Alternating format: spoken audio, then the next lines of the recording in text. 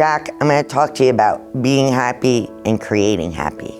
It may seem like that's not really important to business strategy or how we run our business or how we run a team or how we inspire others.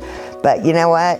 I think happy is a key ingredient, not just to our cultures, but our strategy. When people love what they do, they can engage. When you love what you do and you can do it with joy and happiness, you can do amazing things. Teams can rally, teams can fight, they can collaborate, they can argue. So let me talk to you a little bit about what that means. When we look at each individual member of our team, we want to look at them and ask, are they happy? Are they smiling? I literally all the time walk up to people who smile all the time, and I thank them for bringing so much joy into the building, into the service that we provide to others. Think about that.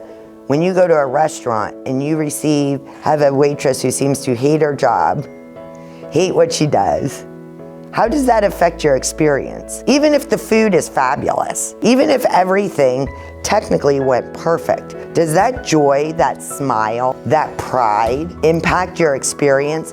Absolutely. Why not do it with joy and happiness? There's lots of ways to do that. It's not just smiling to each other, cracking a joke, although that doesn't hurt every now and then. It's okay to have some fun. When something goes wrong, we want to do what I call roll it uphill.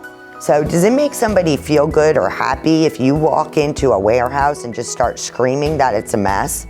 No, it doesn't make people feel good. It doesn't make them happy. Look in the mirror. Why are things a mess? Does everything have a place where it belongs? You need to set up systems. You need to give people the knowledge and skills. When people have systems to succeed and have opportunity for someone to say thank you or you did a good job, guess what that does? It makes them happy. It makes them feel good. Next time you feel cranky, lock yourself in the office and take a look in the mirror and say, what's wrong? Why can't we do this with joy?